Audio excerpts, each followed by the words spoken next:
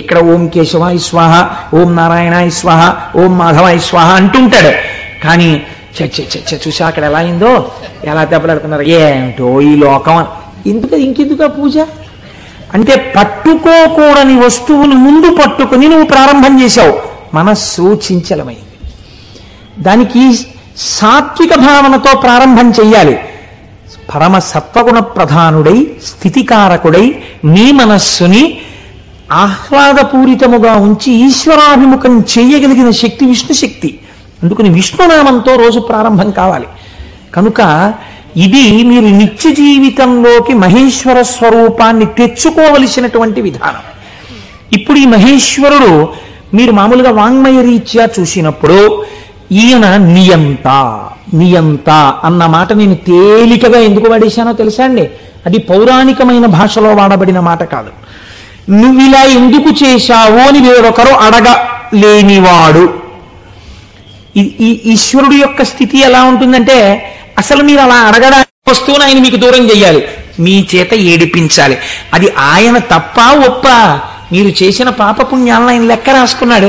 నాకు వద్దు అంటే, నాకు దుఃఖం వద్దంటే చెయ్యకు పాపం, దుఃఖం వద్దనుకుంటే పాపం చెయ్యకు. ఈశ్వరుడు నీకు పుణ్యమే చేస్తే నీకు సుఖమే ఇవ్వడానికి ఆయన సిద్ధంగా ఉన్నాడు.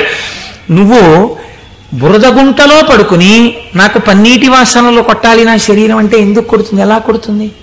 నువ్వు ఏం చేశావో దాని ఫలితాన్ని నువ్వు పొందుతూ ఉంటావు. కాబట్టి ఈశ్వరుడు నీ కంటికి కనపడి ఫలితాన్ని ఇవ్వడు, వెనక నుండి ఫలితాన్ని ఇస్తాడు. ఇదే పోతన గారు అంటారు, స్త్రీ పురుష నపుంసకమూర్తియును కాక తిరియక అమర నరాది మూర్తియును కాక కర్మ గుణ భేద సరస ప్రకాశి కాక వెనుకనన్నియుతానగు విభుతలంతు. ఆ వెనకనున్న పరమాత్మ ఉన్నాడే, నేను ఆయనకి నమస్కరిస్తున్నాను అన్నారు. ఇప్పుడు చూడండి, ఆ మహేశ్వర శబ్దం గురించి అన్నారు, త్వం ఈశ్వరాణం పరమం మహేశ్వరం తం దేవతానాం పరమంచ దైవతం.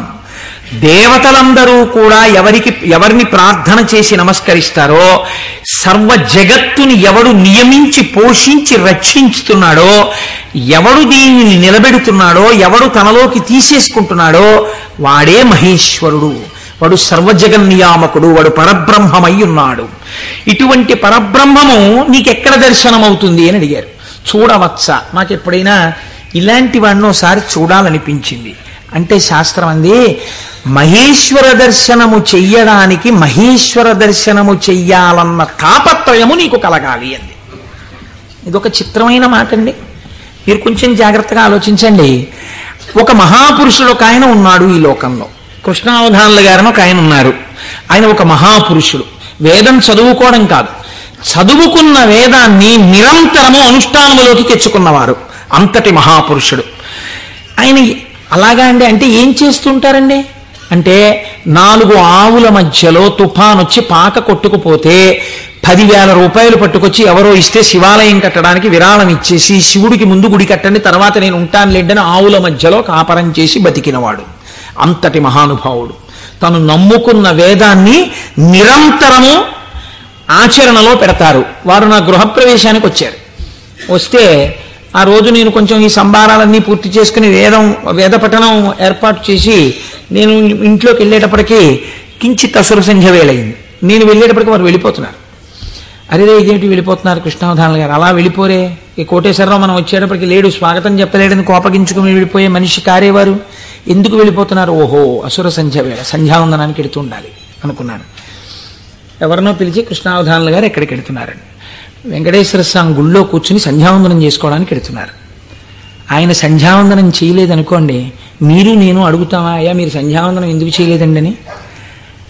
ఎక్కడ నుంచో కష్టపడి కాకినాడ వచ్చి ఆ వేళకి మాత్రం సభలోంచి లేచి వెళ్ళిపోయి వెంకటేశ్వర స్వామి గుళ్ళో కూర్చుని సంధ్యావందనం చేసుకుని మళ్ళీ తిరిగి వచ్చి సభలో కూర్చున్నారు ఆయన. ఇది తాను చదివినటువంటి వేదాన్ని, తాను తెలుసుకున్న విషయాన్ని ఆచరణలో పెట్టడం. దీనిని శ్రద్ధ అంటుంది శాస్త్రం. నీకు చెప్పడం కాదు, నీకు అనుష్ఠాన పర్యంతమునందున్నదా, దీనికి ఎవరో చూస్తాడని కాదు, ఈశ్వరుడు సర్వసాక్షి చూస్తున్నాడన్న బెరుకు నీకుంటే ఒకడు చూసి మెచ్చుకోవాలని నువ్వు చెయ్యవు. నీ చెయ్యడం నీ విధి అని నువ్వు చేస్తావు. ఇప్పుడు నువ్వు అటువంటి మహాపురుషుడు ఒకడు ఉన్నాడు, నువ్వు తెలుసుకున్నావు. ఇప్పుడు నీ మనస్సు ఏమవుతుంది? ఎప్పుడైనా కృష్ణావధానుల గారిని చూద్దామనిపిస్తుంది కదండి. ఇప్పుడు రేపు సుబ్రహ్మణ్యేశ్వర స్వామి వారికి మనం ఇక్కడ ఉత్సవం చేయబోతున్నాం.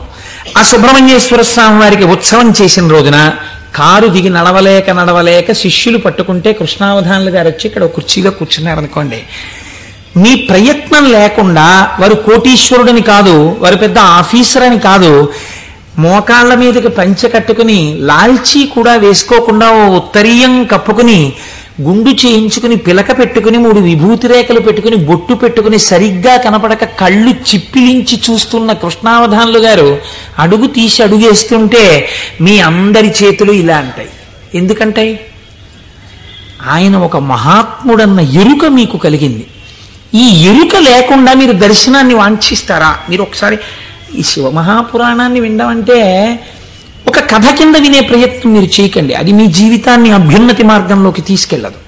దాన్ని మీ నిత్య జీవితంలో మీకు ఎలా ఉపయోగపడుతుందో మీరు ఆలోచించండి. పరమాచార్య స్వామి ఎక్కడ మాట్లాడినా ఎప్పుడు మాట్లాడినా అలాగే మాట్లాడేవారు. ఎప్పటి కథల కిందో వారు మాట్లాడేవారు కాదు, ఇప్పుడు మీకు ఎలా పనికి వస్తుందో వారు మాట్లాడేవారు.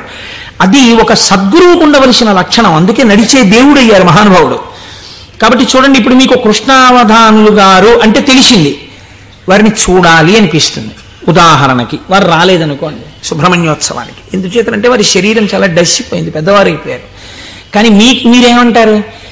కృష్ణావధానులు గారు ఎక్కడ ఉంటారంటే ఒకసారి వెళ్ళి మేము దర్శనం చేసుకొస్తాం అంటారు. అమ్మ ఈ టైంలో వెళ్ళండి, ఈ టైం కాకుండా వెళ్ళకండి, వారికి ఇబ్బంది, పెద్దవారు అయిపోయారు, ఈ సమయంలో వెళ్ళండి దర్శనం ఇస్తారు. మీరేం చేస్తారు? ఇంత డబ్బు పాడు చేస్తున్నాం, పోతే పోయింది, కారెక్కి 500 పెట్టుకుని వెళ్ళొద్దాం అని ఒక ఆదివారం నాడు పొద్దున అలా కృష్ణావధానుల గారి దగ్గరికి వెళ్ళి వచ్చిన వాళ్ళు ఎంతమందో నాకు తెలుసు. కారు వేసుకుని వెళ్ళి ఓ అరడజన అరటిపళ్ళు ఏవో ఇచ్చి ఒక్కసారి ఆయన్ని చూడగానే, ఇప్పుడు మీకు ఆయన గురించి ఆయన ఏం చెప్పుకోరుగా, కానీ మీరు ఆయన్ని చూస్తుంటే, ఆయన కూర్చుంటే, మీరు ఎక్కడి నుంచి వచ్చారమ్మా అని అడుగుతుంటే, ఆయన ఏదో 4 శ్లోకాలు చెప్తుంటే ఆ గొంతు తడబడిపోతుంటే, పెద్దవారైపోయి వారు మాట్లాడుతుంటే మీ మనసు ఆర్ద్రమైపోతుంది. మీకు తెలియకుండా మీ కన్నుల వెంట నీళ్లు కారుతాయి. అబ్బా ఏం మహాపురుషుడు, ఏం మహాపురుషుడని పటికి బెల్లం తినేసిన నోరు తీపిగా ఉన్నట్టు మళ్ళీ కారెక్కి వచ్చేస్తారు ఇంటికి. ఎందుకు వెళ్ళారు ఆ ఊరు 500 కారు చేయించుకుని? మీకు తెలిసింది కాబట్టి కృష్ణావధానులు గారంటే, కాబట్టి కదా మీరు దర్శనం చేశారు.